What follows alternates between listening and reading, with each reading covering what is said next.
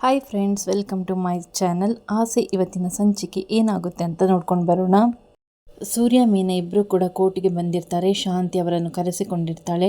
ಅಷ್ಟೊತ್ತಿಗೆ ಕಾಗೆಸುಬ್ಬ ಕೂಡ ಬಂದಿರ್ತಾನೆ ಅಲ್ಲಿಗೆ. ಅವನು ಪೊಲೀಸ್ನವರ ಜೊತೆ ಇರ್ತಾನೆ. ಸುಬ್ಬನನ್ನು ನೋಡಿ ಶಾಂತಿಗೆ ಕೋಪ ತಡೆಯೋಕ್ಕಾಗಿಲ್ಲ.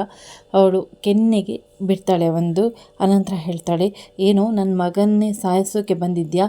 ನೀನು 9 ತಿಂಗಳು ಅವನನ್ನು ಒತ್ತಿದ್ಯಾ, ಸಾಕಿದ್ಯಾ ಅಂತ ಹೇಳಿ ಕೇಳ್ತಾಳೆ. ಇಷ್ಟು ಕೇಳುವಾಗ ಸೂರ್ಯನಿಗೆ ತುಂಬ ಖುಷಿಯಾಗುತ್ತೆ. ಯಾಕೆಂದರೆ ಸಕ್ಕರೆಗೆ ನನ್ನ ಮೇಲೆ ಒಂದು ರೀತಿಯ ಪ್ರೀತಿ ಇದೆ ಅಂತ ಹೇಳಿ ಅವನ ಮನಸ್ಸಿನಲ್ಲೇ ತುಂಬ ಖುಷಿ ಪಡ್ತಾನೆ.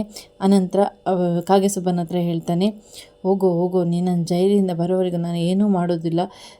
ವರ್ತಮಾನ ಭವಿಷ್ಯತ್ ಕಾಲವನ್ನು ಎಲ್ಲ ಈ ಸಕ್ಕರೆ ನಿನ್ನ ಮುಖಾಂತರ ತೋರಿಸ್ಬಿಟ್ಲು ಅಂತ ಹೇಳಿ ತುಂಬ ಖುಷಿಯಿಂದ ಇರ್ತಾನೆ.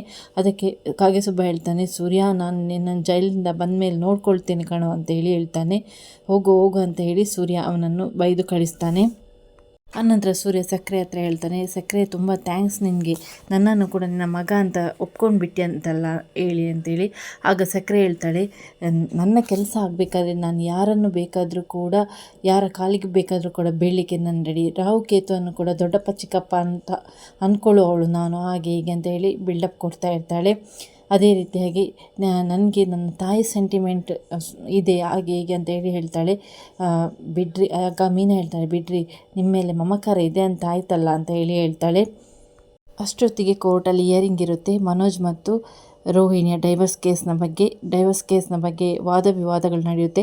ಅಲ್ಲೂ ಕೂಡ ರೋಹಿಣಿ ತುಂಬ ಸುಳ್ಳನ್ನು ಹೇಳ್ತಾಳೆ. ನಾನು ಮನೋಜ್ಗೆ ಮೊದಲೇ ಹೇಳಿದ್ದೆ ನನಗೆ ಮದುವೆ ಆಗಿದೆ, ಹಾಗೆ ಹೀಗೆ ಅಂತ ಹೇಳಿ ಹೇಳ್ತಾಳೆ.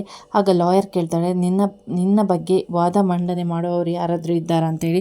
ಆಗ ರೋಹಿಣಿ ಹೇಳ್ತಾಳೆ, ಇಲ್ಲ ಮಹಾಸ್ವಾಮಿ, ನನ್ನ ಬಗ್ಗೆ ನಾನು ಯಾರನ್ನು ಕೂಡ ಲಾಯರನ್ನು ಅಪಾಯಿಂಟ್ಮೆಂಟ್ ಮಾಡಿಲ್ಲ, ನನ್ನ ಹತ್ರ ಅಷ್ಟು ಹಣವೂ ಇಲ್ಲ, ನನ್ನ ಬಗ್ಗೆ ನಾನೇ ವಾದ ಮಾಡ್ತೇನೆ ಅಂತ ಹೇಳಿ ಹೇಳ್ತಾಳೆ.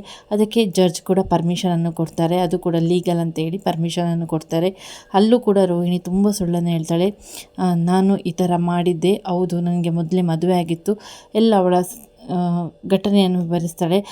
ಆನಂತರ ಹೇಳ್ತಾಳೆ, ಮನೋಜ್ಗೆ ವಿಷಯ ಗೊತ್ತಿತ್ತು, ಅವರವರ ತಾಯಿಗೆ ಹೆದರಿ ಈ ವಿಷಯವನ್ನು ಬಾಯಿ ಬಿಡಲಿಲ್ಲ ಅಂತೇಳಿ. ಆಗ ಮನೋಜ್ ಕೂಡ ಒಮ್ಮೆ ತಬ್ಬಿಬ್ಬಾಗ್ತಾನೆ, ಇಲ್ಲ ಸ್ವಾಮಿ ಅಂತ ಹೇಳಿ ಹೇಳ್ತಾನೆ. ಆದರೂ ಕೂಡ ಕೋರ್ಟಲ್ಲಿ ಅದೆಲ್ಲ ಅವರು ಜಡ್ಜ್ ಎಲ್ಲ ಬರೀತಾರೆ. ಅನಂತರ ಕೇಸ್ ಒಂಥರ ಶಾಂತಿ ಪರವಾಗಿ ಉಲ್ಟಾ ಹೊಡಿತದೆ ಅಂತ ಹೇಳ್ಬೋದು.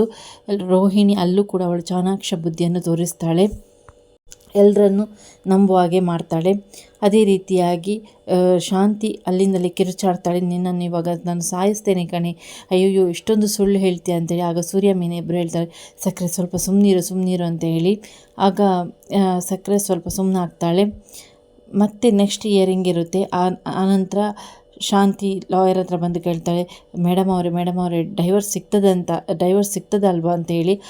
ಅದಕ್ಕೆ ಲಾಯರ್ ಹೇಳ್ತಾರೆ, ನಿಮ್ಮ ಮಗ ಆ ರೀತಿಯಾಗಿ ತಬ್ಬಿಬ್ಬು ಉತ್ತರ ಕೊಟ್ಟರೆ ನಿಮಗೆ ಖಂಡಿತವಾಗಿ ಡೈವರ್ಸ್ ಸಿಗೋದಿಲ್ಲ ಅಂತ ಹೇಳಿ ಹೇಳ್ತಾಳೆ. ಮತ್ತು ಶಾಂತಿ ಲಾಯರ್ ಹತ್ರ ಬೇಡಿಕೊಳ್ತಾಳೆ, ಲಾಯರ್ ಅವರೇ, ನಮಗೆ ದಯವಿಟ್ಟು ಡೈವರ್ಸ್ ಕೊಡಿಸಿ, ಅವಳಿಂದ ಬಿಡುಗಡೆ ಕೊಡಿಸಿ ಅಂತ ಹೇಳಿ.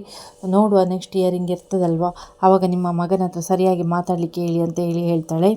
ವೀಕ್ಷಕರೇ, ಈ ಸಂಚಿಕೆ ಇಲ್ಲಿವರೆಗೆ ಆಗಿದೆ. ನಿಮಗೆ ಈ ವಿಡಿಯೋ ಇಷ್ಟ ಆದರೆ ಲೈಕ್ ಮಾಡಿ, ಶೇರ್ ಮಾಡಿ, ಸಬ್ಸ್ಕ್ರೈಬ್ ಮಾಡದೆ ನೋಡ್ತಿದ್ದೀರಾ ಆದರೆ ದಯವಿಟ್ಟು ಸಬ್ಸ್ಕ್ರೈಬ್ ಮಾಡಿಕೊಂಡು ವಿಡಿಯೋ ನೋಡಿ. Thanks for watching.